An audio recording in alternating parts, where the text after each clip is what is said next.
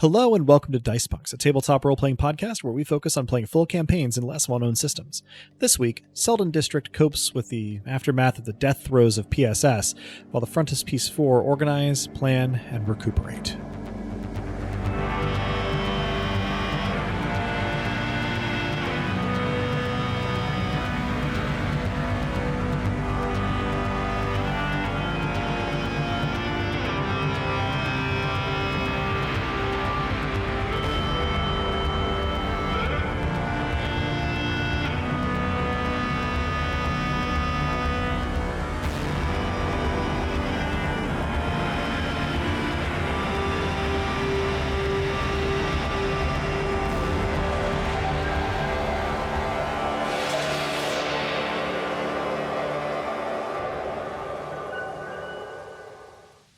Hello and welcome. I'm Adam, your friendly neighborhood game master, and joining me are... Hey, I'm Drew, and I'll be playing Cato Burke, aka Hecate, who is really excited to not have a cop in the group anymore. Hi, I'm Robin, and I'll be playing Callisto Armitage, the artist formerly known as Ossifer. Hi, I'm Dez, and I'll be playing Luke Byrne, who is realizing perhaps that they're missing out on other things in life, but there's still so much crime to be done. Hello, I am Nick, and I will be playing Ing, an android drone operator. He's got just as many hands as he used to, but they're in different places now. Oh, thank you, players. Let's get right into it with our recap of last time, this time courtesy of Byrne. So, in the course of getting fired, Cal got me access to Ramirez's terminal, which had government-tier spyware on it. So that rapidly ceased to be an opportunity. Hopefully I burnt that connection before it got wind of, well, me. I'm looking into it. Brownway arrived with bruises, red tear-gassy eyes, and a thirst. She caught up on the state of Ing's arm, which is apparently extremely bespoke, but unfortunately didn't blow Gorrister up. Didn't even electrocute him. Not even a little bit. Sadly. Upon Cal's unemployed return to the frontispiece, Cato offered them a drink, which was declined. I mentioned to Cal the deep and abiding problems with Ramirez's machine. Cal, helpfully, said that explained some things. We voted to read Cal's associate, Tama, in on the state of affairs as a potential additional bit of muscle. The evening progressed, as did Ing's operation. Eventually, everyone fell asleep. Even me. Well, Gorrister left, but he doesn't really count. And now it is morning. And so it is. Everyone had a fairly late night, but I will leave it up to, each character's player when you are rising fresh as a daisy, or I guess in Cal's case, having slept in an uneasy chair. So freshness pending, I suppose. But I'll leave it up to our players when each of them is likely to rise. And what exactly it is that you all will get up to now that time has finally advanced to the new calendar day. It is Friday, February the 6th, 2020. Yeah. So who's up first? Yep. Well, I'm not sure when it will be safe for me to move around, but assuming that I was left with some little bit more specific instructions by Gorrister, or Gorrister himself comes in, either way, when I'm up and about, then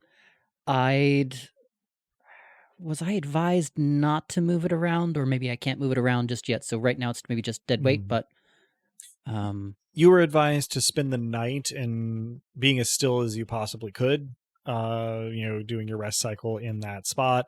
And we can, of course, rule that there were more specific instructions than I verbalized in my Gorrister voice last time, because there would kind of have to be. But the warning signs that Gorister told you to look out for have not manifested. And something that you have discovered is that it's actually kind of difficult to keep your new hand totally still in the way that you can keep your other hand currently still attached on the other side totally still. It does require like little twitches and movements, which makes sense. It did that when you had it just in like a substrate. So, but it is sort of uncanny. I believe that you have rough motor function currently, but no real sensory input, and no especially fine motor control. Those are going to be things that require some adaptation of the connecting tissue and are going to be fine-tuned over follow-up appointments, essentially, with Gorister. The connections themselves have been made, but the adjustments to your processing and transmission still need to be sort of done on a firmware level, shall we say. Okay. So, well, wonderful.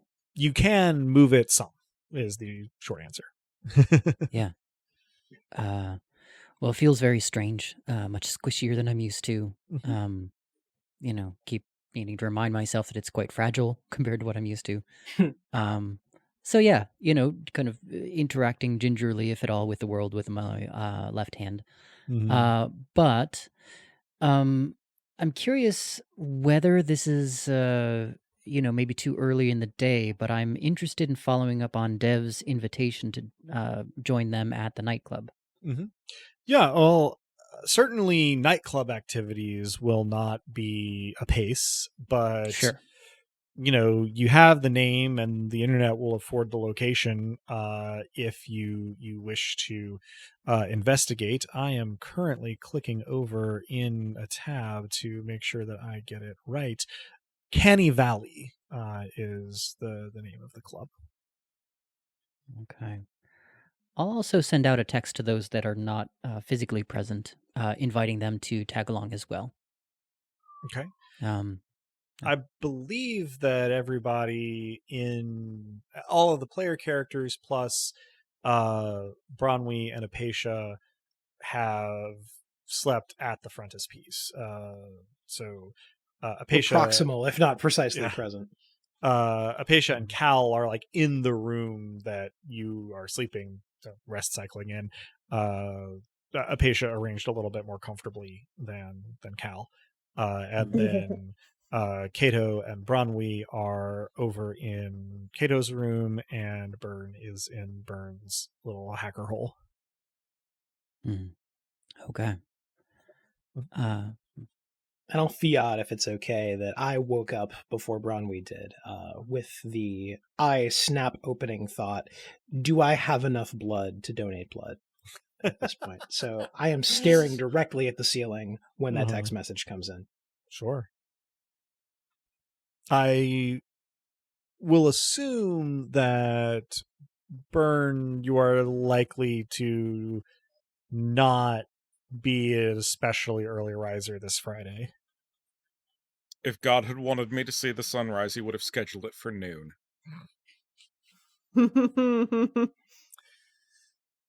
And, Rob and I leave it in your hands. What level of activity in your vicinity will be sufficient to stir you awake here? Conversation for sure. Movement within a 10-foot radius of me, likely, but that probably would not be as prone to startling me awake with a snort as conversation. Sure.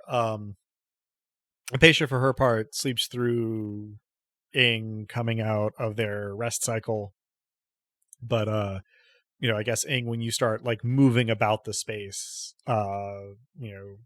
Cal and Apacia will both in their different ways start to come out of sleep. But yeah, you can send this message about your intentions here. I guess if you were entering your rest cycle around 1:30 a.m., when are you probably getting going here? Yeah, let's call it 9 or 9:30. Give it a good 8 Okay. hours. Yeah. And that I think accords pretty well with, Cato coming awake around that time and so on. So it looks, Cato, like you're going to be the only one to see this message, as it comes in. And I'm going to rule that you are aware of the Canny Valley, but it's one of a double handful of like longer term businesses in the area that you only have like secondhand knowledge and connections to. It is primarily an Android operated and oriented establishment, so it is of some interest to you, but it's not like you've got like Inviter connection. Yeah, I was gonna say like a standing NB's night out, with the fam at the Canny Valley. Yeah, I'm gonna say my arms are back behind my head, so the shorter arm kind of as quietly as I can forward to type out a quick message and I say, sounds like a good time to me. So you got at least one ticker. All right. So this text is distributed at 9:30. I imagine that is the sound of it going off is enough to actually wake me up, or the vibration of it in my pocket. You get an auto sense. response that basically amounts to check back at noon. Out of office, standing for all mornings. Yeah. No. Like something on the order of, please check in during business hours, which are noon to 2:30. So yeah, we get our out of office reply from Byrne, and Cal, your phone, sort of buzzes you, not in a jolt, but sort of in a however much older person sound effects you want applied here. And Ing, when you start to actually move, that will rouse Apatia as well. Okay. Yeah. I am touching various things in the room with my left hand and, putting it up and down to try to stimulate some motion of blood. Yeah, you're being particularly careful with it because it's not giving you the kind of sensory feedback that your previous experience would lead you to expect from a limb. You can't tell whether something is warm or cool, hot or cold. You can't tell whether something is smooth or rough by touching it. You can't really tell how much pressure you're putting on it, though you can tell whether something is hard or soft by touching it. That seems to be coming through. Yeah, fascinating. But also probably distracting for those that grew up with hands. And so probably around that time, then perhaps Cato is, getting up and going. You think for a moment that you have caused Bronwyn to wake up, but it turns out that she just kind of stirs and with a very adorable unconscious pout steals some percentage of the mass of your pillows and then rolls over, grumbling sleepily. Enjoy. I'm going to do my best. I say, knowing I don't have to actually, don't have to tell her twice. I'm going to do my best to approximate the noise you get. After that, though, whether there's a response or not as an exercise for the listener, goes something like,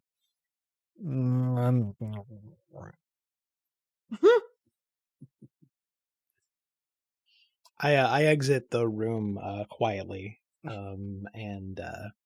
I'm pleased that she's getting rest, which she clearly needed. So I sort of rejoin the common area.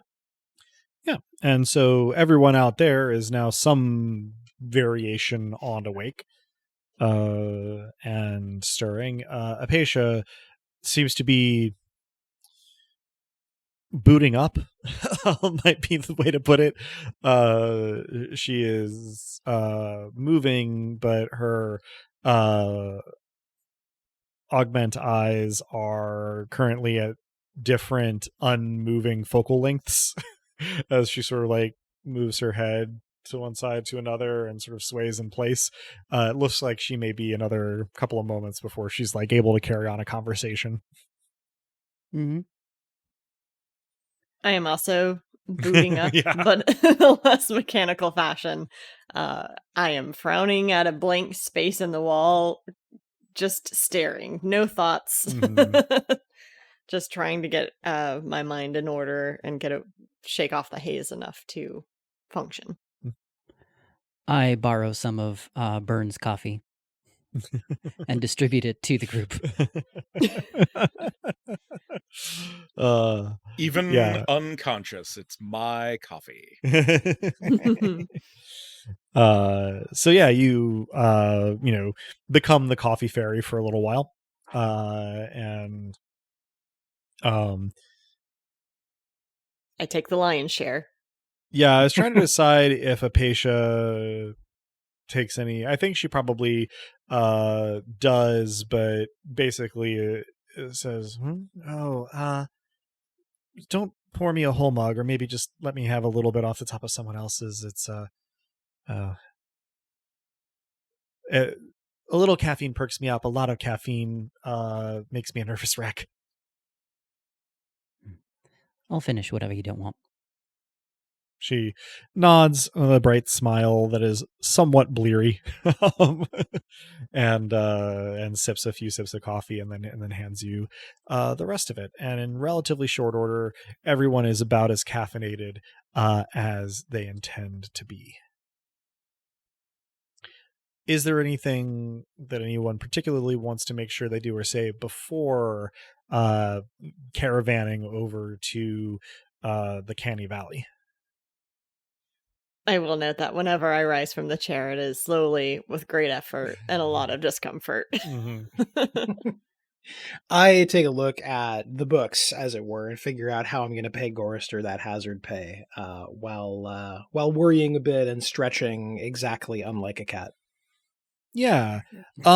So you basically identify a set of expenses that are the furthest from being due, and you go ahead and pencil in slight overpayments for them to be entered into the official bookkeeping, which is done electronically. The better to accord with expectations of auditors, as well as to be manipulable on the fly by your live-in gremlin. But what this effectively means is that you have less liquidity and a narrower margin for anything going wrong. And mechanically, what that's going to do is, for your next economic shock roll only, you will count as having a burden of 4. So your burden does not change to 4, but when you roll just that roll, if anything else involves burden between now and then, it'll still be 2. But for the next mission start, when you roll economic shock, it'll count as 4. I am that much more likely to end up in a situation of economic shock. Exactly. You are less liquid. You have less ability to reallocate or be flexible. So, all right. Well, it's sure a good thing that we're taking. I think it. How does it work with living together? Is it you take the average, or you take the lower? I would have to double check to be sure it's either a flat reduction of the average, but yes, you will, be able to apply the sharing the burden to that as well. Well, Peter is robbed. I tap out a transfer to Gorrister's account, and Paul is paid. Mm-hmm. I make a note in a private notes app to just refer to Gorrister as Paul for a full fucking day. I need to double check and see if I gave him a first name. It could be Paul Gorster. Yeah. Honestly, that in the would ledger, be like, in the- I would spend a fate point to declare that story detail. Mhm. In the ledger, he's now listed as Kwisatz Haderach. One of the great joys in It occasionally life- gets crossed out and substituted with Wormy Boy. B-O-I, to be very clear. Of course, Yeah. I assumed, but yeah. I one of the great joys in life is hearing how other people heard names and proper nouns in speculative fiction pronounced. Yep. I have always had that CH as a hard sound. That makes way more sense. Yeah. Huh. Haderach. Yeah. Yeah. Yours makes more sense. Well, but also like I think that all the time, and then it turns out that I'm totally wrong sometimes. So I mean, this is probably the first time I've ever said it out loud. I've realized. Yeah, probably. Not unreasonable. So leaving behind the Dune references for a moment, that is the solution that you come to and its effects, as well as Burns trolling alongside it. I have, while we were talking about that, established that I don't have anywhere where Gorrister's first name is written down. I do have a distant memory of maybe having given him one, but I'll keep it off mic for now. Watch it have been in like the second episode already, and I'm just like playing coy for no reason. Nick? I had just assumed that Gorrister was his first name. Not unreasonable under the circumstances, but no, last name, as it turns out. So, once caffeine is brewed and books are cooked, everybody sort of checks in and we're ready to go. And Kato being the proprietor, actually it's a Friday. You're leaving at like 10 a.m. to go somewhere. Is this just an out to lunch sign, or is it just closed, or are you posting anything about it? How are you handling the business part of this? Yeah, I think I post that say we are closed for cleaning and maintenance. Although there is if one notices, there is a hashtag at the bottom of the post which says out to lunch. So sorry, to be clear, was this like brunch at this club, or was this a later in the evening thing? This was Ing deciding to just go see what was up, without really knowing if it was even going to be like open to the public or not. Yeah, my understanding was we were making an executive decision that today is a day for the group, and I'm not going to attempt to do any business, which makes me nervous given that there's additional money that needs to come in, but in for a pound, in for a Paul. Well, I was going to say that probably in universe, the way that anybody encountering the closing would think about it is, oh, right, there was like a deadly police riot yesterday. Like, it makes sense Probably that not some the businesses biggest- would be closed. Also, probably not the biggest textbook shopping day of the year, the day after a deadly police riot. Mhm. So, yeah. A deadly Although police maybe people want to riot read up. at about like the 70% mark of the first quarter of spring semester. It's not not an auspicious day. The burden trails do not predict record profits today. No. Projections are looking bad. Eventually we'll reopen. We'll get things, going again. We'll maybe even put some Kumiko fanfic on the shelves and give new meaning to the word tanky.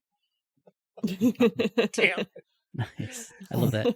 How long have you been sitting on that, Drew? Seconds. I was laughing at the jab when the hook hit me. Well said. On roll card counts. Sorry, all right. I'm back on it. So, Kato, you go to open the side door, having kind of, posted your closure message, hashtag out to blunch. And you go to open the side door, and you find yourself staring across kind of the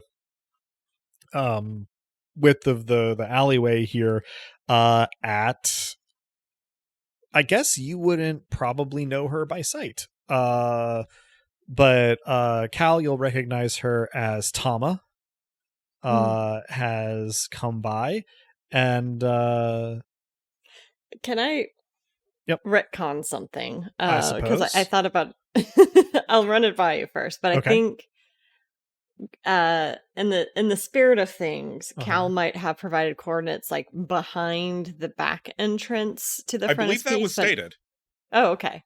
I think that you did have Tama coming around to this entrance, rather but than not going necessarily the frontispiece itself. So I would have an opportunity to convene with her and gauge her comfort with being brought into the group. Gotcha. Well, I had the part where you had given her coordinates and instructions to like come by, but we hadn't gotten anything other than acknowledgement of that since then.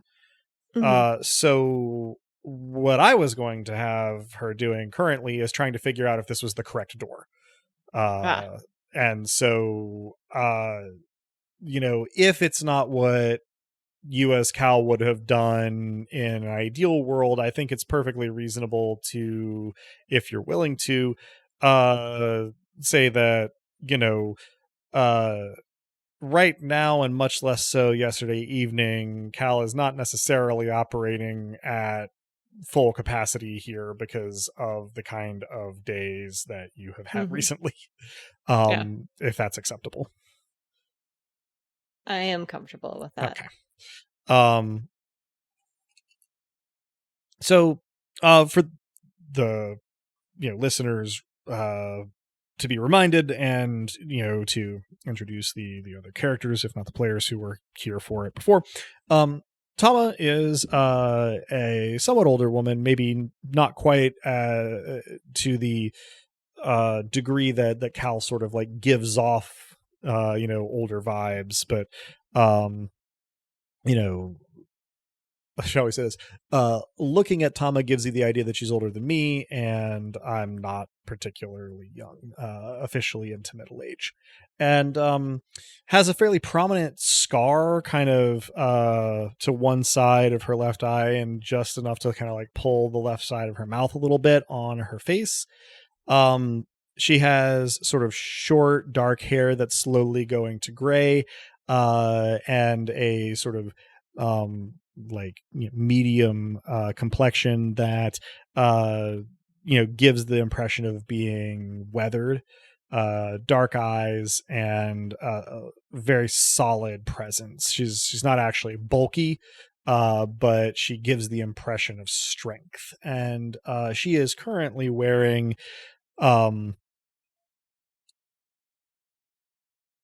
let's say the getup is the kind of effect that tactical accoutrement try to create, but with less ostentatious and spendy, pointless accessories. Just sort of like practical, sort of lightly paramilitary look. Yeah, so the door opens, and Tama, phone in one hand, is sort of like looking slightly blankly at the group of people, sort of brought up slightly short by her presence, and looks a little squirrely, and then goes, does anybody here does the name Revenant mean anything in particular to you? She kind of winces. My eyebrow quirks with an audible zhoot, and then I look behind me to Cal. I lean forward and realizing that it's our stand up and kind of straighten my shirt out abruptly and walk over. Hi, Tama. She narrows her eyes a little bit and goes, hi. Looks at the people in the doorway and goes, someone I'm sure I know.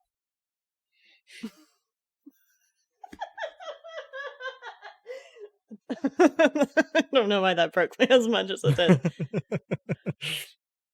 I nod once and say, the one and only. This is the team I've been working with. I trust them, but given the current circumstances, I thought it was appropriate to expedite the nature of our work. She nods again and says, well, we're outdoors right now, so where's the party heading?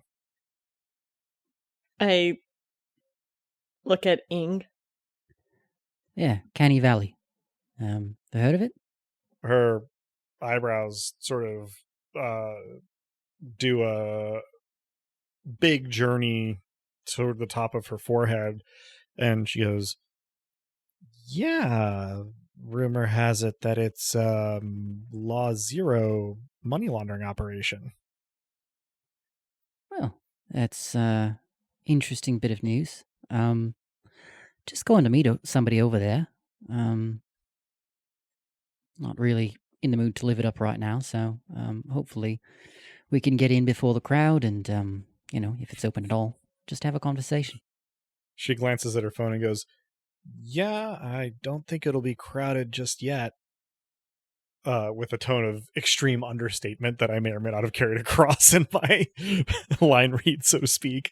But says, well, I haven't had the pleasure of visiting it myself, so if you don't mind one more, I'll tag along, and maybe if we can get them to play some loud music, we can have a more private conversation.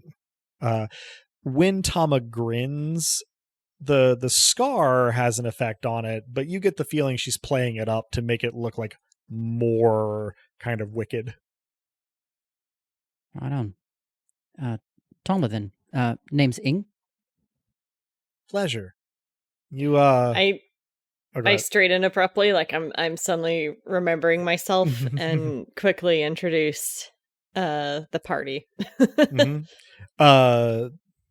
Tama, sort of very courteously says hello and introduces herself to everybody, and her face gives away only that she finds you a very interesting group, but otherwise not too much. I guess when my introduction comes, I return the grin, and it may not be a menacing effect, but it's certainly a memorable one, what with the asymmetrical face and the purple eyes and all. Yeah. Well, and it's no one here gets the vibe that Tama is uncomfortable with anyone here, but it probably occurs at some point during the introductions to pretty much everybody that Tama's the only one here without any like augments. Like, I mean, Ing has the flesh augment now, but otherwise it would be mechanical, right? Cal has, the various bits that we've discussed before. Kato is doing Kato's thing, yeah, and then Apatia, of course, has the cascade of cranial augments and the eyes and the fangs and everything. And so like it is sort of like an interesting contrast, because the scar suggests that maybe Tama has had injuries that could have been addressed via augmentation, but does not have any. Though, she doesn't say or do anything to give you the idea that she particularly like has an opinion or a reaction or anything. But she says, well, it's nice to meet everybody. I couldn't have hoped for a more colorful introduction on a Friday morning, but following you, I'm curious to hear the story. Well, I guess I get to hear the story. The wickedish grin comes back. My lip quirks up in kind and says, as I say, yeah, you will. As you all head in the direction of the Canny Valley, which is not inside Selden District, but isn't far from Selden District, Tama moves kind of closer to Cal. Isn't trying to like be inaudible, right, but is sort of addressing this, to Cal in particular, and says, I don't know why I didn't think you'd be around my age, but it kicks ass that you are. That's Old gal's got to stick together. And offers you a fist bump. I snort gently and return it, though with the awkward nature of someone who does not often extend fist bumps. Mm-hmm. But she, sort of just starts lightly chatting, not trying to fill all of the silence, but just kind of saying the little things that, come into her head as you pass by various parts of Armitage on your way through and out of Selden District. Let's see. It might be around about this time that Bronwyn is waking up, and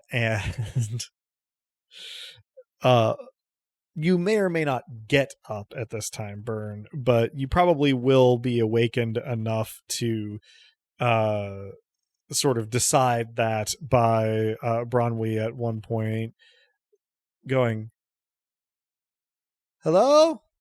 Anybody still here?" Whether you want to do anything with that or not is up to you, but I figured I'd extend the opportunity. Yeah, or where's everyone else? Comes over the loudspeakers as like systems are visibly being checked. Mm-hmm. I suppose if you're checking systems, may see Broadway sort of like jolt a little bit at the PA system being used and look around briefly, and then look at her device and go, "Oh, it looks like everybody who woke up went to a nightclub on Friday morning.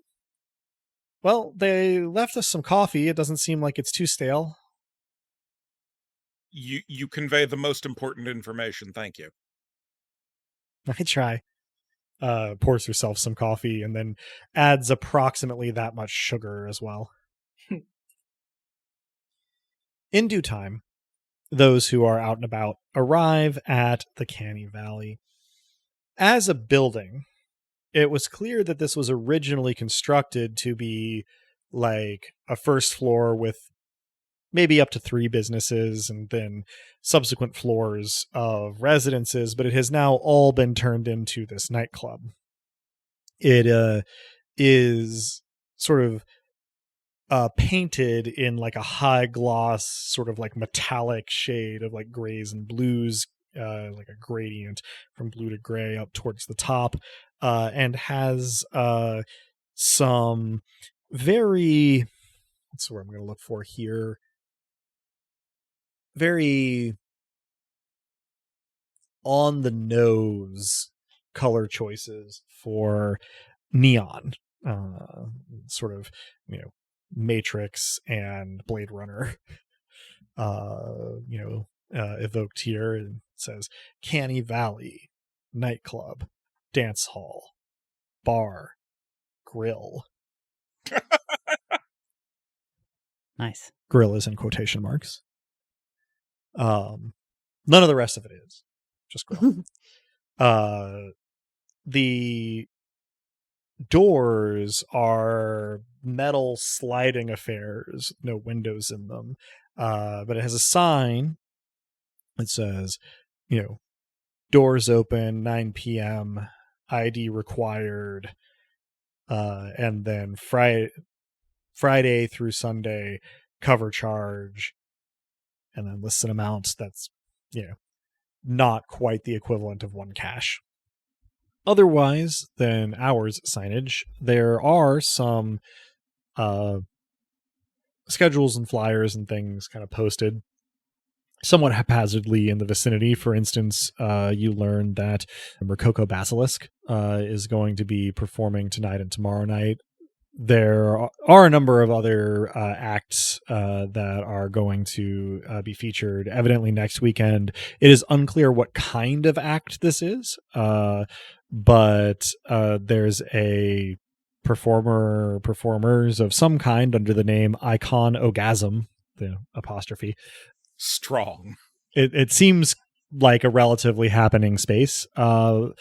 No one seems to be in evidence, like at the door in the club or anything like that. But you do spot a familiar chassis. And actually, I suppose, Cal, you will also recognize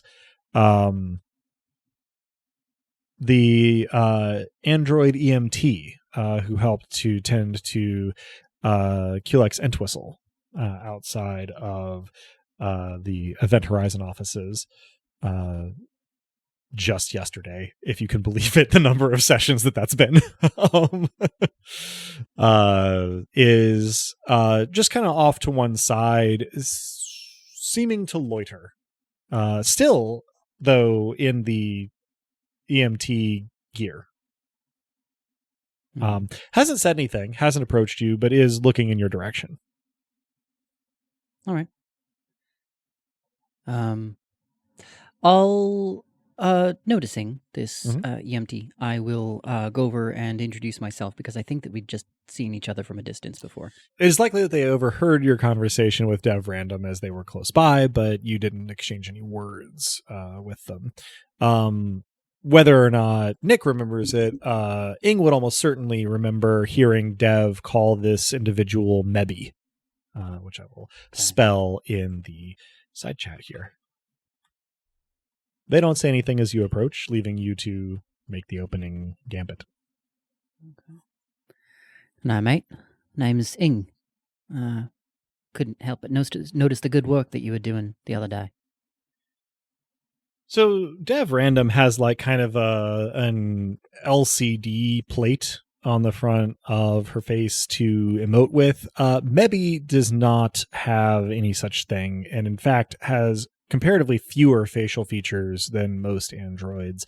So when I say that they give you a blank look, I don't necessarily mean it as an expressive gesture, just that does seem to be the kind of look that they can give, full stop. But they do turn their head in your direction, and a sort of very femme voice emerges from what is otherwise a relatively androgynous looking chassis that says, "Yes, I remember you.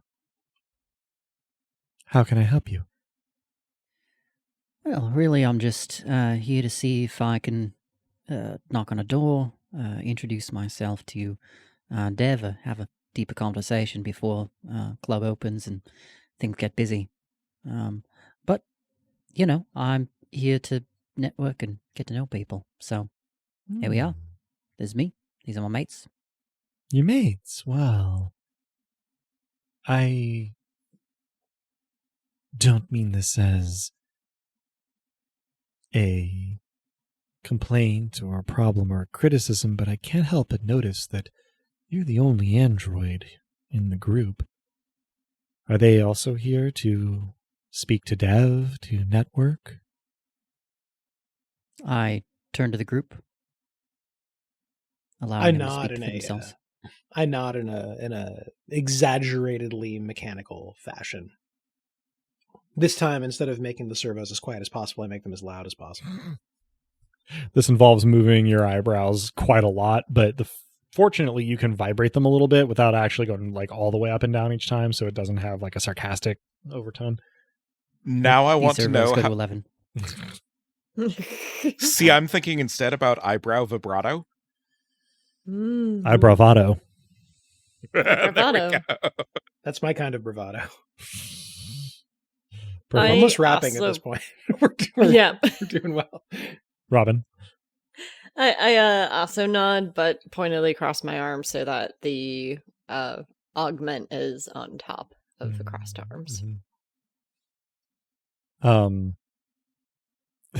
Apatia gives her sharp chrome smile, seemingly very earnest, not at all intentionally threatening. And Tama is looking to the rest of you for cues and just gives a relatively affable nod.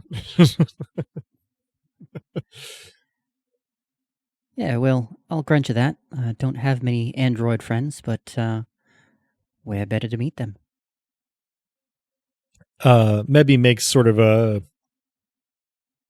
hand gesture that could mean point taken or could mean but speaks up and says, I think usually when people want to meet androids here, they come after the club is opened. Maybe I'll do that too. Mebby's chassis is not equipped to smile. So instead, they make a sound that is sort of the audible equivalent of one. I will attempt to reproduce it somewhat here as... and sort of like stands up from where they've been leaning and extends a hand to you, Ing, and says, well, I think I was informally introduced yesterday, but I'm Mebby Sin. And, shakes your hand sort of affably and then turns to the rest and kind of waves a little bit and says, I think the rest of our introductions can wait until we're, somewhere a little more private, and gestures with their head to what appears to be to all, normal and non-ground penetrating radar senses a blank wall, but with no visible gesture or action of any kind, slides back to reveal a very narrow, unlit alleyway between the Canny Valley and its neighboring building, and without waiting for any particular kind of reply, strides down it. I follow. So I know Tama,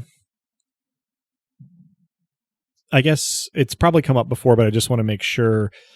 Cal, your eyes are not augmented.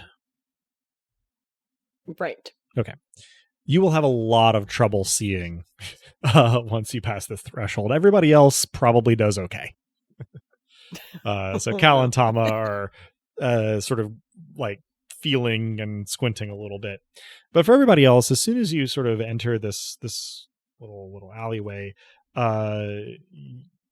you will see that it is more or less featureless, save for like stickers and posters and things on either side, until towards the back there is a steep and narrow staircase leading up to the back of the second floor of the Canny Valley.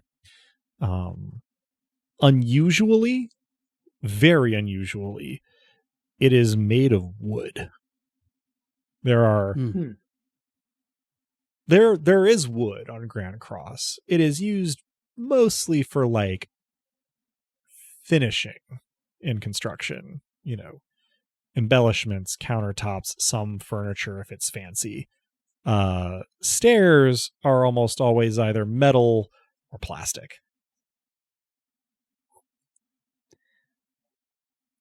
Wow. Okay. Assuming that the path up the stairs is clear, I'll continue on up. And is Mebby going ahead? Leading the way. Leading up that way? Great. All right.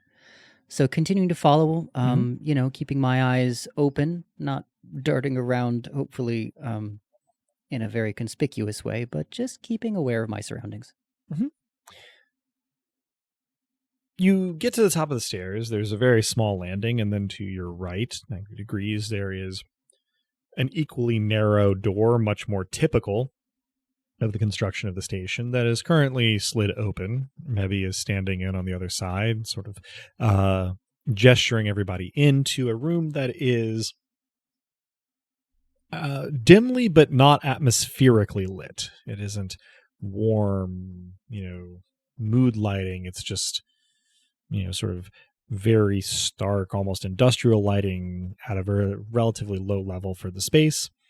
The floor is sort of bare metal. The walls are adorned bare metal, in this case, with abstract decorations. It's unclear what the medium is in every case, but at least some of them are prints or posters. And there are a number of sort of standing tables, relatively small, about maybe 2 feet across. They're round, and no seating anywhere, and a number of similar metal doors lead out of the room. It is mostly empty, though, of people. Mebby is there, of course, and as you all file in, you're there. But Ing, you will see Dev Random and two unfamiliar to you androids who have more sort of like off-the-rack chassis. You see versions of most anywhere in the station. And so, it seems that Ing probably is the first one through the door after Mebby, but everyone who enters will then see this, though Tama and Cal are probably still squinting a little bit.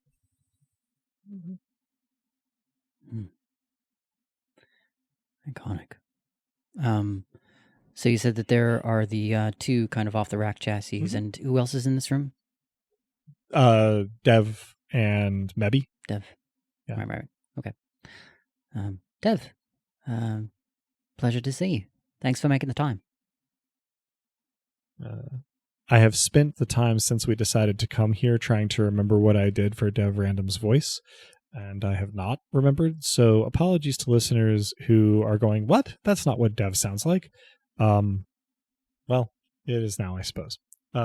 So Dev had been looking at the door since it opened, and seeing you come in sort of gives you a relatively energetic wave. Her sort of LED screen, for expressions, gives a fairly warm smile. And she says, "Oh, Ing, right? Yes, of course. Come on in, and friends, by all means."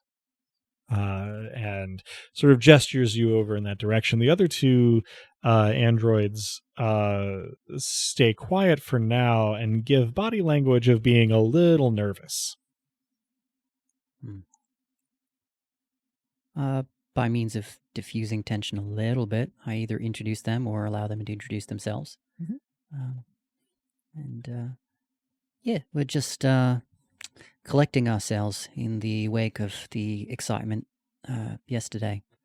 Figured it'd be a good time to have some conversations, some downtime, and I don't know, network a little bit. Dev nods. The other two androids sort of introduce themselves, but stay mostly reticent, I guess would be the word that I would use. Dev will gesture to each of the sort of more reticent androids in her company in turn, introducing them by name, and then they will sort of very matter-of-factly provide their pronouns following that. So Dev gestures to the first one and says, "This is my friend Plexi." Plexi waves and says, "Hey, him." And then Dev gestures to the other one and says, "And this is Mig," who gives you a, you can really only think of it as dorky thumbs up, and says, it's with a more mechanical voice processor than most androids choose to have. Now, you had mentioned that you would, do introductions for your friends as well, but this is the point at which Dev gestures for you to do so. So if there's any particular information that you are including there, or that any of the others are, supplying, sort of additional information, then this is a good time for that. When it comes time for me to, to be acknowledged or acknowledge my acknowledgement, I do say, any, all. You see Mig cock its head as though trying to figure out, are you saying that any and all pronouns are available, or that your pronouns are any and all? I don't know if I can interpret that gesture. Yeah, it does seem to come to a conclusion either way. Mm-hmm.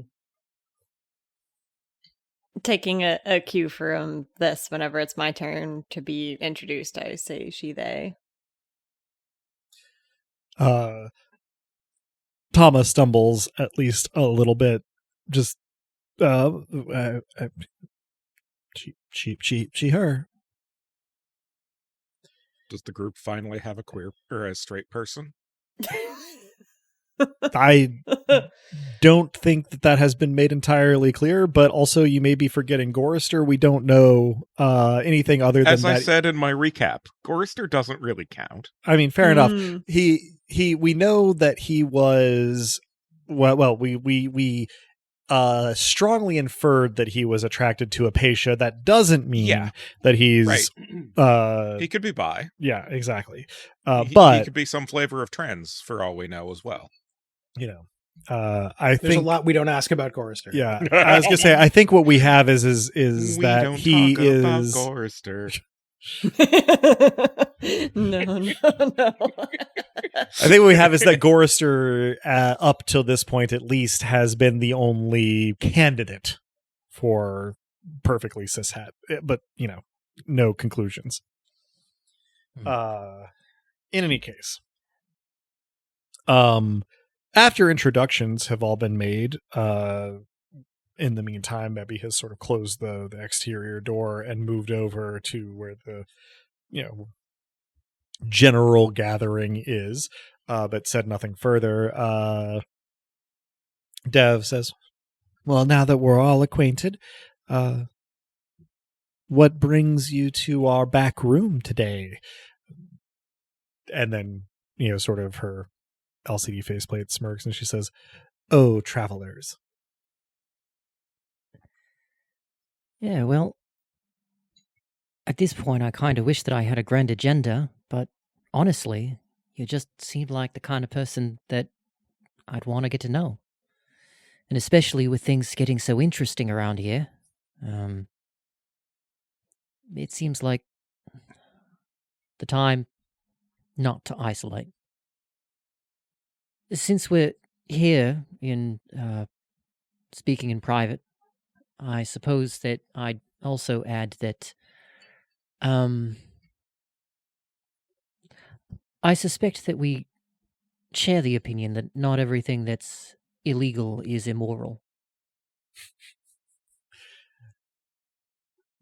Dev looks like she's about to say something when Plexi kind of interrupts and goes, I don't know a good way to say this, but what's up with your hand?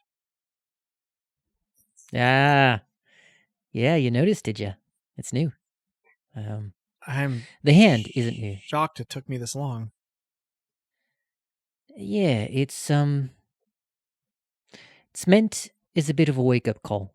I don't think that anybody here needs it, but I think there's a real tendency that we've all seen, that we've all felt, for those that were born into flesh, to hold it as sacrosanct, somehow better than synthetic being. This is a bit of a subversion. People so cavalierly replace their biological bits with mechanical ones, without really feeling like it diminishes their humanity, and that humanity is better than anything else. So here's just a little reminder that flesh could be replaced as well, mechanical bits with flesh. And I don't know, this might just start and end here, but it's, I guess, a bit of a... threat's the wrong word. Provocation, that more mechanical bits could be replaced by more biological ones, to the point that it gets uncomfortable for the people that should be. Plexi looks intrigued. Mig looks uncomfortable. Dev is grinning, and Mebby is totally unreadable. But Tama only just noticed the hand when it was brought up and has gone kind of an ashen pale. And during your explanation, her gaze has turned decidedly inward. And you're not sure that she necessarily caught all of it, but she hasn't said or done anything. Now, Dev, for her part, is smirking with her sort of LED faceplate. and sort of takes the initiative when you finish speaking to say, what are your thoughts on and history with the android rights movement here on the station, Ing? Yeah, well, I suppose none of us has been here long, but for as long as I've been here, it didn't take me terribly long to recognize the way that things were, and pretty soon after that to join up with the android rights movement. I like to say that I'm active. I do as much as I can. Show up to meetings. Dev's expression changes to a slightly considering one, and you think you hear Mebby chuckle slightly in the background. But Dev sort of turns to the rest of the group at large and says, while we have privacy and camaraderie, making sort of an expansive gesture, how about everyone else here? I noticed that none of you who came in with Ing are androids yourselves, though, you know, she kind of winks at Kato. Any of you have history with the movement? On the margins, I'm quite supportive as a cavalier replacer of flesh and all. I think in general, people are people and people can do as they like with the various materials available to them. And anyone who's got a problem with that, I've got a problem with. I support Ing. Apatia gives one of her grins and says, I am not closely involved, but I support anything that makes the people my parents associated with uncomfortable, and this certainly does. Besides, it's the right thing to do. So gazes slowly shift one by one to Tama, and she goes, well, I never thought about it that much, I guess, but today is a day for learning things. And she gives 2 thumbs up that are slightly less than totally convincing. Plexi and Mig are both sort of like hanging back. Their, body language is very like, wait and see. But Dev, for her part, wastes no time in turning back to Ing and saying, well, your friends seem mostly pretty okay, but you're well-spoken. And Thank you. oh, well, speak only the truth. And you hear the slight whir of a servo as Mebby slightly behind you and to one side nods in agreement. And Dev says, and moreover, and this is a point where I should remind our listeners that everyone in here is looking up at Ing. Almost everywhere Ing goes, Ing is the tallest individual around.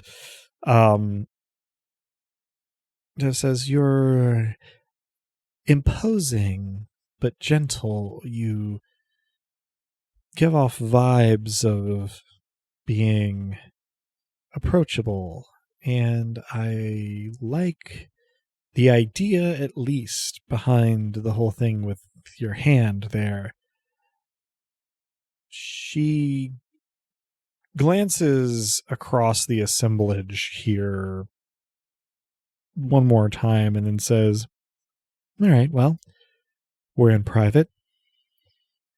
And I get the feeling that not everybody here is particularly law-abiding. Thomas snorts. I grin. So does Apatia. I exist. I mean, you're not law abiding, but never mind. Oh, that. I know. But it's complicated. As complicated as the relationship status A of the law. situationship with the law. Yeah. I mean, it's Oh, recently boy. become much, much simpler. In a way, that's true. Yeah. So Dev, having kind of glanced one more time over the assembled, says, so I'm going to lay some cards on the table. Both Plexi and Mig look at Dev kind of in an alarmed kind of way, but she just continues, says, this establishment is owned and operated by an organization called Law Zero. Are you familiar?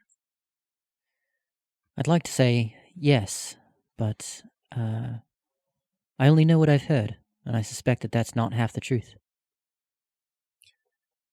We've established that I haven't had any direct run-ins with Law Zero, right? Yeah, they have not been particularly a presence in Selden District during your tenure on Grand Cross. Then I, hang back and let Ing speak for the group. Sure. So seeing, sort of momentary reactions, Dev then says, it's not exactly, as you all seem to know, a legally above board organization, and I won't claim that everything that members of Law Zero get up to is entirely pro-social, but I will say that I run this nightclub for them because I think they're our best shot at advancing the cause of android rights. Understood. I appreciate the vote of confidence, and I am interested in hearing more when that feels appropriate, because I don't mind saying that when I first got here, and for a good while after that, I tried to make myself small. Tried to shrink, tried to be unobtrusive, to blend in, to make people more comfortable around me. And it was never enough. I could never be small enough. I don't know what the answer is, but I'm interested in exploring other possibilities. While you're... My face... Go ahead. My face as Ing shares these things transitions somewhere from the stoic mask that once was there to something akin to veiled heartbreak. While you're talking, Ing, Dev, and probably in your periphery, Mebby are kind of nodding along while Plexi and Mig continue to mostly hang back. But when you finish, Mebby speaks up from behind you and says, I won't pretend like Law Zero is the ideal organization for realizing the goals of the android rights movement, but they are doing something when it seems that very few others are. And they do intend to, paraphrase you, take up space, which I approve of. And Dev picks up and says, and I bring it up because I would like your clear-eyed participation, an approachable face in the way that we often lack in our organization. And I think that we could use someone like you in a, well, initially small, but generally public-facing role. I don't want an answer right now, you understand, but I want you to think about it. You know where to find me now, and let's exchange contact information. And Mebby speaks up and says, yes, let's. And Dev continues, I think we could do a lot together if you're willing. There's a pause, And if no one particularly interjects, she'll continue to say, of course, if you say anything about this conversation, I will claim that it never happened. So, goes without saying that we're all perfectly deniable here, and so on and so forth. Plexi nods behind Dev.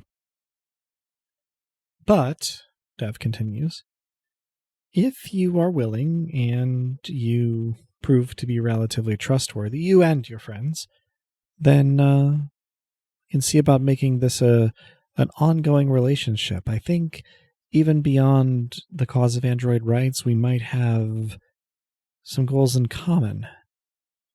I did hear that the riot suppression tank the other day was disabled in a way that, well, it would be hard for a human to do at any rate. Yes. So I heard. I don't expect that particular android will be showing up again, but I'm glad that people were saved. I take the slightest step forward and offer. It seems there were multiple androids present at PSS during the riot. According to rumors, anyway. There was one that was responsible for breaking those kids out of containment, killing Lou Tupper. Apparently was covered in red LEDs and had a katana. Dev seems genuinely surprised when you mention that Lou Tupper is dead, but doesn't say anything specific. It's worth noting that it feels more like the powers that be trying to put further blame on Law Zero.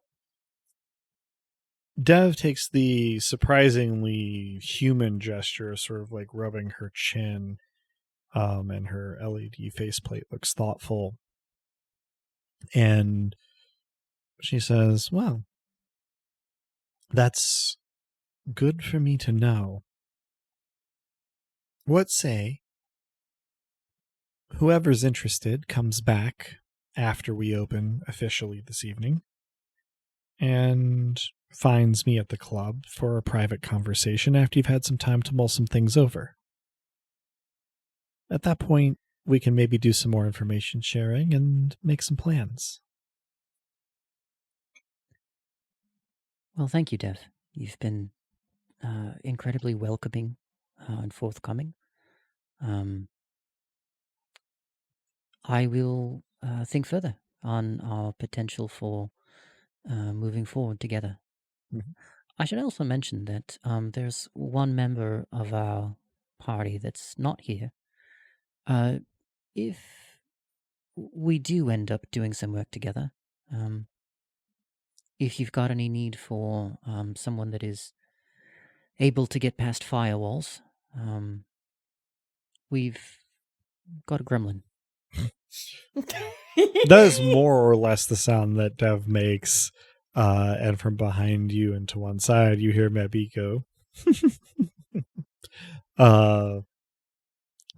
But Dev says, well, if you're a relatively formal organization, by all means, bring whoever you'd like in on what we've talked about so far, and to the club if they're interested.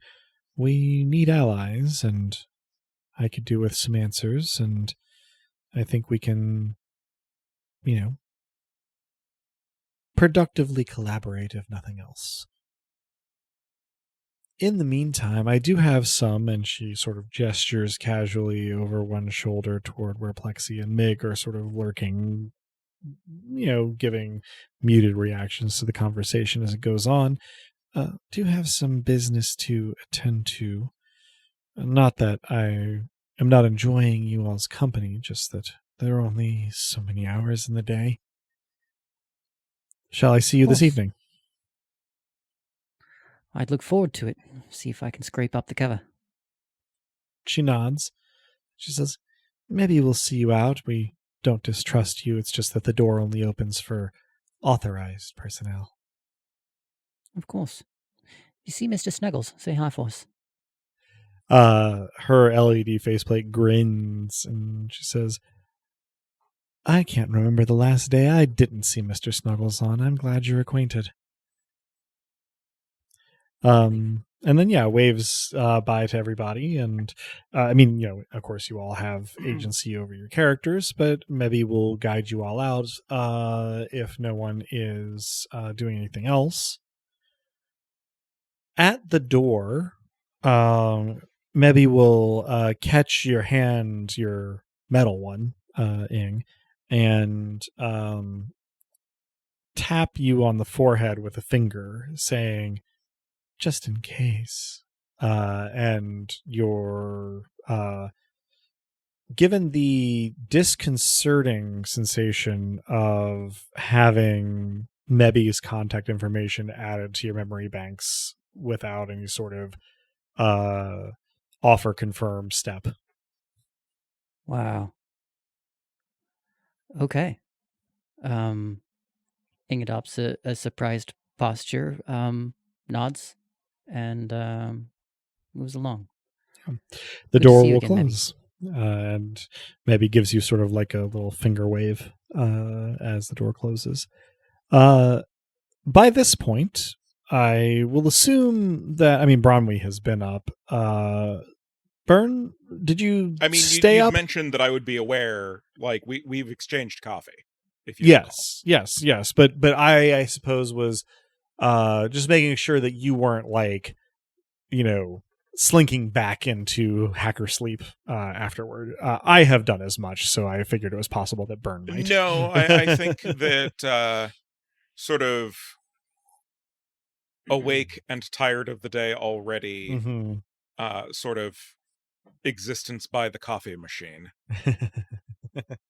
Fair enough. I suppose the ball ends up in your court because Bronwyn will socialize to the degree that you invite, but otherwise is capable of occupying herself. If the overtures are not made on your end. So how does the interim go for you and Bronwyn, Byrne? Probably at about the point where it seems like she's going to wander off, I realize, shit, I have to actually be the one to say something and ask her what her plans for the day are, if indeed any. She kind of gives a sigh. Oh, well, I guess I was going to go check and see if my place was still being surveilled and go from there. But, I guess I don't know how long everyone else will be. I'm curious about this Canny Valley place, but I don't want to try and play catch up on this outing either. I don't know. Is there anything going on here, or are you closed for inventory? Or, I think we're closed for there was a riot yesterday. She nods with sort of a twisted, smirky frown. But us being closed doesn't mean a damn thing, I think, as far as your presence or absence. I suspect that in the fullness of time, Cato will return, and there will be or could be mischief afoot at that point. She gives a slightly crooked little smile and says, that does seem likely. Well, I suppose if there's anything that needs doing around here that I could help with, I'm happy to do that. But otherwise, I'll just go check in on my stuff and then check back in here. Hopefully, once everybody's back. I think checking in your stuff is always the secure option. I think that if you have any thoughts on state actor tiers of spyware, I'd be interested to hear about it. She sort of knits her brow and goes, "No, I don't. I'm much more of a mechanics and firmware kind of gal, but I may know some folks. I can if be you discreet." I mean, discretion is a thing I do, yes. But if you would be able to set up a meet between me and these contacts, that would be lovely. They do tend to be shy, but I'll see what I can do. If it helps, my handle does have at least somewhat of a rep. Good to know. She gives you a briefly considering look, and then, and I'm going to butcher this pronunciation and accent, but she sort of like gives you a small wave from near the door and says, "Baidan maybe nemet," which you understand because it's Farsi and it means "see you later," at least according to Google Translate. I do not speak Farsi. I am relying on the I also here. do not speak Farsi. But Byrne, who does, responds appropriately and in kind. Mm-hmm. And she presumably goes to check on her place, leaving you with run of the shop for at least a little bit. Yeah, the shop's locked down. Mm-hmm. I would love to get from you and I'm looking at your character sheet here for just a moment. Well, I'm going to do one of those annoying GM things. I'm going to tell you to roll 2d6 and tell me what you get. Yeah, and I will do the math on my end. That is an 8. 8. So that's... Okay. You start discreetly looking into the spyware that you found on Vector Ramirez's machine when you tried to access it, and it's not entirely surprising to you that it's like not on this universe's version of GitHub or anything, but you basically confirm your suspicion that this is not commercially available software, and from the features you were able to observe of it, it is consistent with the security software design ethos of government back on Earth. Sure. That said, it doesn't have anything that specifically makes you think it was sourced from the government.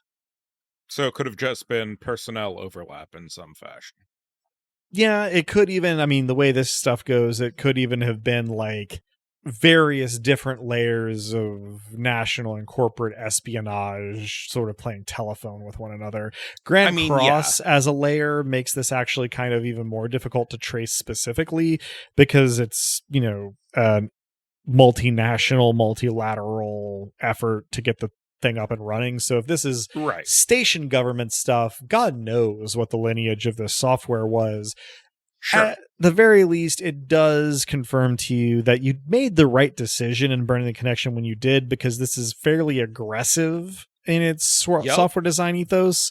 And it certainly was like a DARPA-esque sure. You know, also for reference, project. as I am looking into this thing, I am under like double the usual number of layers of VPN and like actively as ghosting as possible. Certainly. Yeah, you are using as much caution as it is conceptually possible to use, no matter how much longer pages take to load, or, you know, you're part of being secure is being patient, and so you are good at this. And you can't nail down any sort of exact source, but you do essentially confirm your hypothesis that this is spook tier stuff to the point of being almost experimental. And you can't be 100% sure what this says about Vector Ramirez, other than that he has some very interesting friends. Yes. I think I'll actually also rule with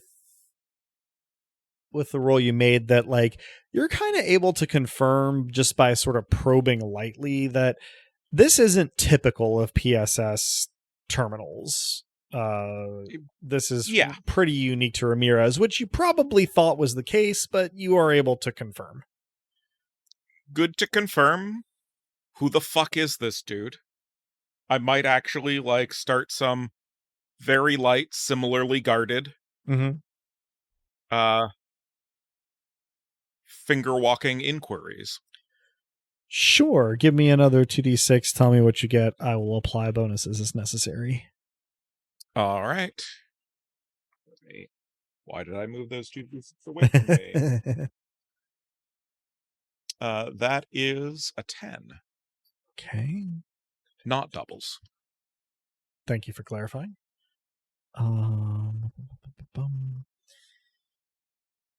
Yeah, you start some... The 8 also was not doubles. I assumed you would have told me if it was, but thank you for the clarification. Yeah. You do some, sort of very light investigation, and it's interesting because you are able to verify that a Vector Ramirez under that name was involved in a variety of law enforcement as well as security and intelligence sort of capacities, both on Earth and in the early stages of Grand Cross. But a ton of what you are able to access about any of that is like actually factually successfully redacted. Damn. Mm-hmm.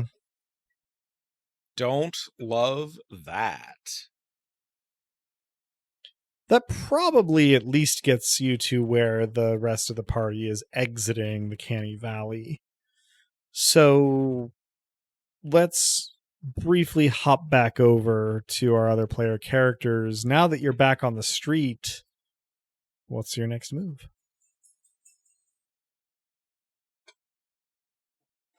I would likely suggest that we return to the Frontispiece so we can fully bring Tama up to speed. Yeah, Tama very emphatically agrees. Apatia sort of like with uncharacteristic timidity speaks up and says, I probably should go for now. All of this, and she gestures to all of the augments on the back of her head and neck, requires some maintenance from time to time, and it takes some time, so maybe this is a good time for me to dip, though she sounds regretful about it. All right. Well, don't be a stranger, and reach back out when you're recharged. It's nice to spend some time. She nods emphatically, and Tama speaks up and says, yeah, no, you're great company, and seems to consider several forms of address and then discards them all before continuing on and says, it's been both interesting and a pleasure to make your acquaintance, and sort of gives like a little 2-finger hat tip / salute. And Apatia sort of bids everybody a good day and heads off in the vague direction of a different corner of Selden District from where the Frontispiece is located. I guess everybody heads back to the Frontispiece, yeah. We probably avoid talking too openly about whether we're going to join a gang until we're back in the Frontispiece. Sure enough. Mm-hmm. Yeah. Tama seems to be having a little bit of nerves, and so as you go, we'll keep up like an intermittent patter about like, oh, that was a pretty good restaurant. Ooh, have you ever shopped there? Their scented candles are really good. And just like random sort of like commentary on stuff. It's not constant at all. But here and there she'll offer some commentary, seemingly just kind of, feeling nervous about what she's about to get read in on. In due time. Oh God. I respond in kind, though when subjects such as shopping and or scented candles come up, I woefully have nothing to share. Yeah. The one thing in this whole sequence that does kind of stick out is as you are re-entering Selden District, you do so about a block away from Brock Choi's greengrocer. And she points and she goes, "Oh, in that direction, there's a really good greengrocer. And let me tell you, the proprietor is yummy." I snort and say, "Brock, really?" She gives you an incredulous look and goes, "Yeah."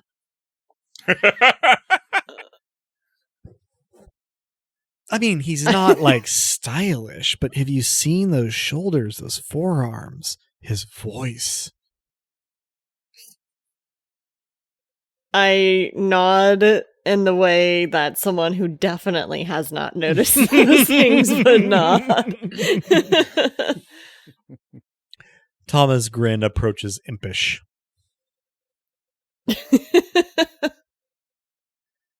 In due time, you arrive back at the frontispiece, coincidentally and conveniently, at around about the same time as Bronwy. She sort of is a little further down the alley as your group arrives at the door, and she gives you a cheerful little wave, and hustles back up and says, "Oh, hey, how was the Canny Valley?" Closed. She does laugh. She goes, "Yeah, I figured. Let's get inside." And everybody presumably troops in. Tama sort of looking around curiously at the very limited amount of space, which didn't have anybody in it, I assume, because Byrne very rarely, I would guess, spends time alone in the back room. Yeah, why would I go out, like, into the center of everything where no one is? Exactly. Also, like, unless Kato is leading, there is a better than even odds chance I will make them actually knock. That's a decent point. I didn't ask, but I suppose it doesn't register as anything particularly untoward to anybody if it does happen. So We'll say that it does. Observe. Because I am deep in being careful about whatever the fuck Ramirez is. Yeah, this probably also reads as really normal to Kato, so Yeah, it goes true. largely uncommented upon. Once the doors are closed and locked again, I just sort of round on Cal with, "What the fuck was Ramirez's deal?"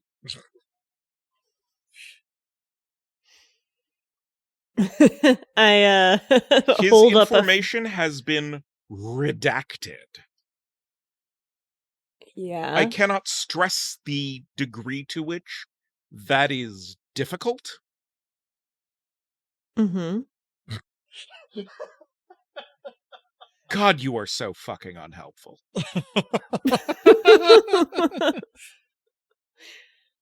I go and get more coffee. Fair enough. This involves taking maybe 3 steps. Yeah, it's the point of the thing. Sure. Yes. I take it you two had more of a cordial working relationship rather than sort of a close sharing personal secrets about state entity level security on your computers. One. You could say that. If you don't want to talk about a thing, maybe say that. This is your opportunity to do that, Cal. I don't think this is the time. Have you met Tama? Tama gives a little finger wave from a couple steps behind Cal and says, Haven't met, but I've observed your handiwork. Tama sort of straightens her shoulders a little bit and says, yeah, this all seems pretty interesting, though I lack some context, I think. I pride myself on my handiwork, I guess. But glad you're a fan. Anyway, this is a cool area. Weird for a bookstore. Grins while she says that to make it not like a threat. Apologies for throwing you on the front lines without any briefings just then. She gives a one-shouldered shrug and says, hey, I chose to come along on the side excursion, so been eye-opening and no big deal. This is maybe the second or third most exciting thing that's happened to me in a few weeks.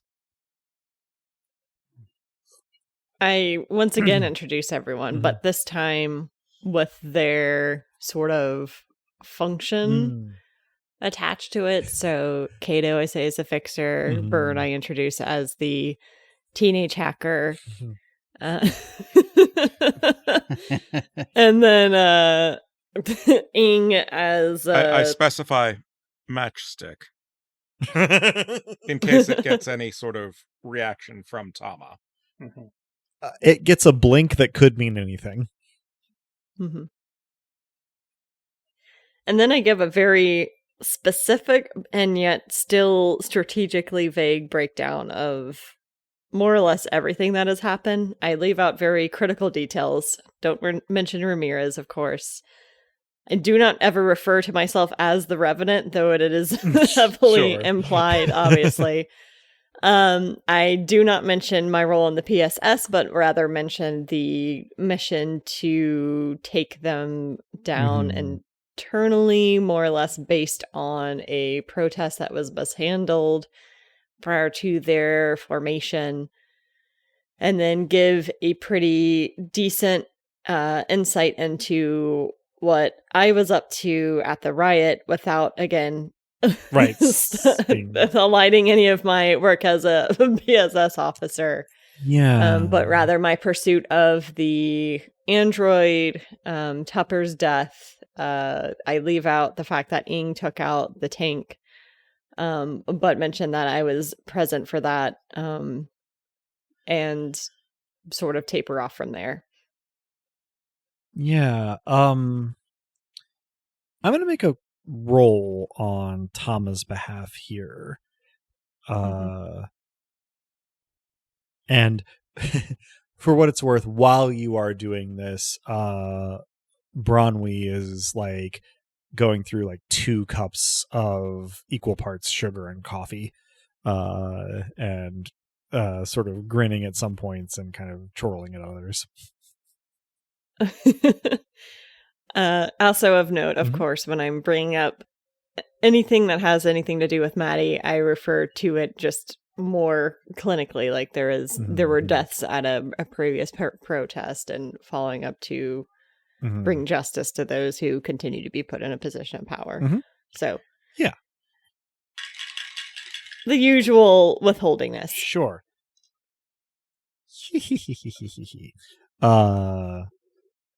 Tama rolled particularly well there. Good lord. If there is anything that seems like it is worth revealing without violating OPSEC, that information drops itself onto whatever Tama's device is for about long enough for her to check it, and then it goes away again. And her device is a smartphone. But it is so. And after all of this, Tama sort of looks thoughtful and considering, and then looks at Cal and goes, no, well, I don't publicize it a lot, but I came here as a builder. I've been here almost as long as anyone. And I have been I guess the technical term, it sounds weird to say, but I've been a police demilitarization activist since I was back on Earth, when she just gestures without further explanation at the scar on the left side of her face. I was at that protest. You know, the one that got PSS the contract. I wasn't close to that kid who died, but I was acquainted with him. Seems like he maybe made a big impact on you. She gives you... I go and get coffee. You see as you are turning away... I smirk at you. You see as you're turning away that Tama's nod is an approving one, and she doesn't elaborate any further. Here's a question for you, Adam. Because she has been moonlighting as the Revenant, and the specific holographic projection armor is Maddie's face. Does she clock it? She hasn't given you specific indication here. Okay. I come back with my coffee mug, cradled strangely between two hands, which is not how I usually take my coffee. And I ignore Burn's smirk. I don't even look in his direction. Is there anything you want to know that I haven't covered? Tama looks thoughtful. And then she sort of smiles a little deviously, and she says, well, I guess I want to know it all, but no, I think you've been very forthcoming in the moment. I don't need anything else to know that whether you're individually badass or not. No, I mean, she just gestures at Cal and goes, come on. Collectively, y'all are badass, and I think we can get more done together than we could by ourselves. So I don't know if you all have this impression or not, but well, I get the feeling that things are about to get really fucking dicey on this station, and better to have some musketeers than go it alone. She sort of chuckles. Says, so if you'll abide my meat-headedness, then I'd appreciate the chance to cooperate. But if not, I do get it.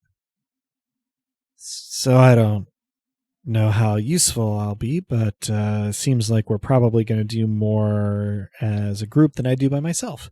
So happy to join up if that's the invitation. Hey, Tama. Mm-hmm. I am looking at Cal as I say this. Do you happen to recognize the face on Revenant's armor? Tama... I'm trying to think of a not terribly crass way to say this, because the phrase that popped into my mind, Tama gets a look on her face like she just smelled a fart. And then goes, yeah. I mean, I look between both of them. I wasn't going to mention it, but I did recognize it. Yeah. I thought it was actually really kick-ass because, face of opposition to police brutality. She blinks rapidly. Yeah. He was my kid. Oh. Shit, I'm sorry. I don't want this to sound flippant or anything, but that fucking sucks. Do you hug? Do you want to hug? I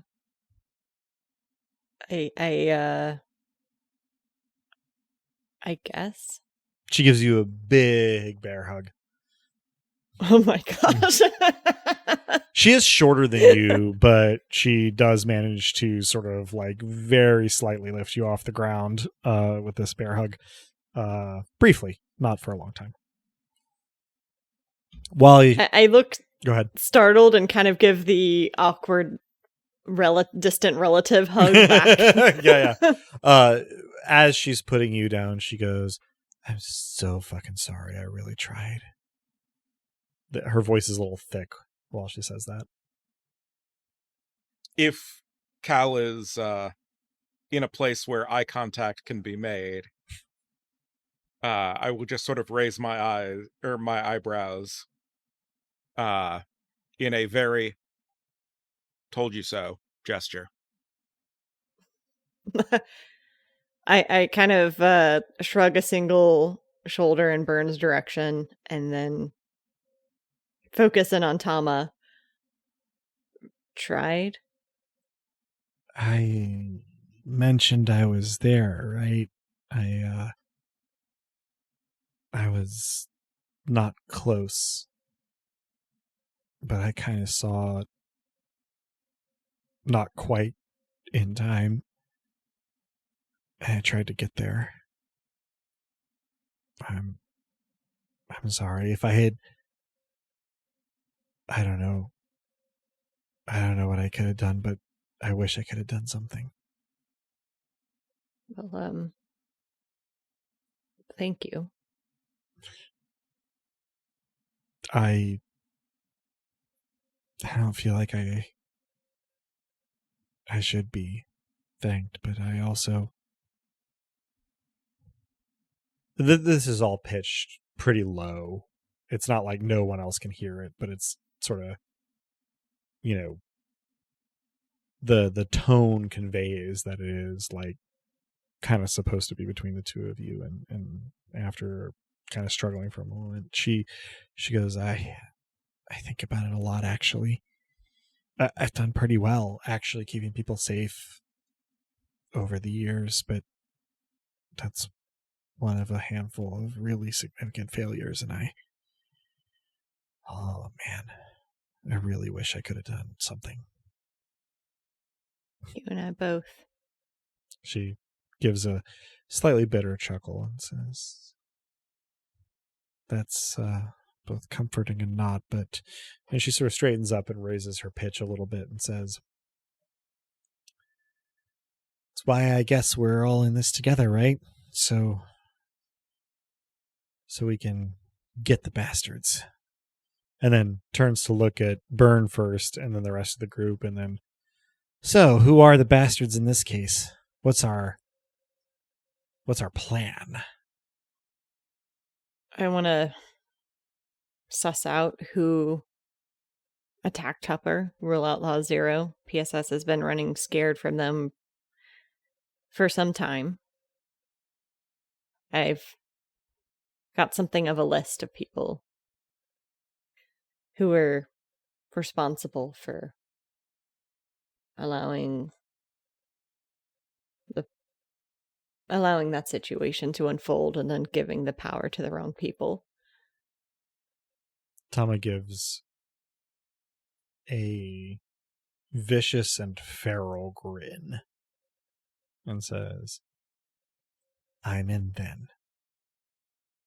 And I think that's going to be a pretty good place for us to end this session of Dice Punks. I anticipate that after a little bit of sort of opening, scene next time, we'll probably have at least a little bit of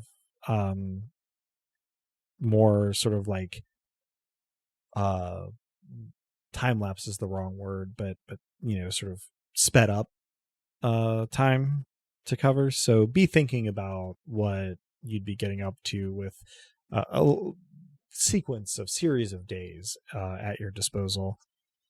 But we'll have the rest of this conversation and this meeting at the beginning to kind of set the tone and see what we come up with for our next big undertaking at the start of our next session, our next episode.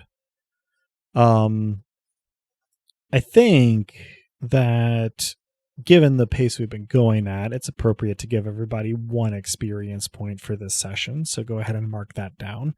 And I anticipate that sometime in the next couple we'll be getting another one or two. So, be thinking about it. But that'll conclude this session of Dice Punks. Thanks for joining us. I hope our players and listeners enjoyed it as much as I did, and that you'll join us again next time. If you're hearing us now, then you probably know where to listen to this, but we can be found almost any place one can listen to podcasts, as well as on the wider web at dicepunks.com, and on Tumblr and Blue Sky as at Dicepunks. Parenthetically, I'll admit, I don't really check Blue Sky that often these days, because it's really stressful to see the news, and I try to control my exposure to it in a more clinical fashion, but I do try to see if there are any notifications. So please do interact with us on Blue Sky. Just know that I might be a day or two behind in seeing it. But with that, I think we're ready to say farewell. So say goodbye to the kind folks back on Earth, players. Thanks for listening. Things back on Earth sound interesting. Take care of yourself and take care of each other down there. Yeah, I was going to quip about the episode, but I think current circumstances have hopefully not worsened by the time this airs, and just take care of one another. You hear? Thanks for listening, folks, and to bridge the gap between the world and the episode, sometimes taking care of others means pushing them into new situations. Well, thank you for listening, and to stretch this further and avoid both the real world and the episode, many Bothans died to bring you this podcast.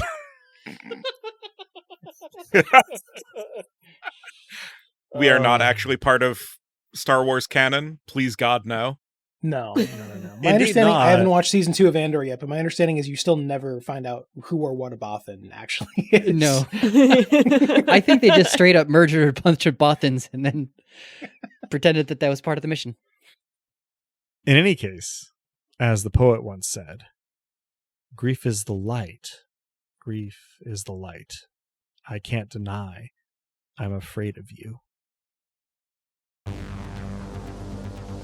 Beloved listeners, thank you for tuning in. Stick around through the admin stuff for Luke's lies.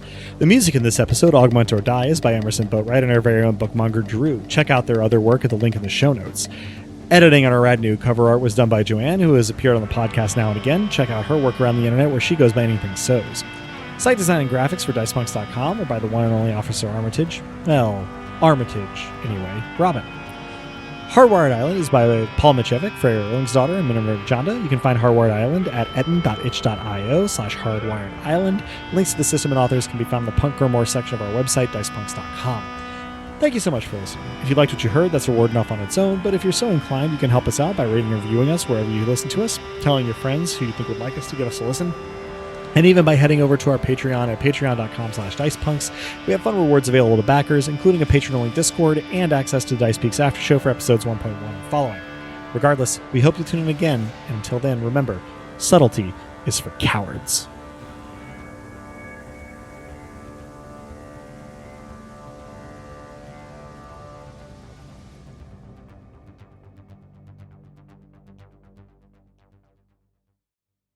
It's been a busy few weeks. I seem to have found a family, although one by fiat rather than whatever else. At a certain point, it's hard to consider that or much else that's happened because there's so much to do and I'm so tired. Fuck, is this what adulting is like? Just having too much to do and being tired for forever? Ugh. I don't know how the rest of them do it. They're old after all, although that doesn't really stop them from being at least as dumb as my age cohort, real or legal. Well, never mind that. The work doesn't stop, and neither can I. If I'm going to live up to expectations, I need to, well, live up to expectations. I wonder if I'd push myself so hard if I had parents that I knew, who'd been around. That's not a useful line of thought when I have government surveillance to look into. And there's still the Hear You files, and whatever the fuck's going on with IMX. Try to keep up, too, with such work as comes into the frontispiece. I think I might just start declaring that I'm from nowhere if people ask me. I'm from the net. A digital native, if you will. Easier that than acknowledging the nuances of flesh. Cal would approve of that answer. Hello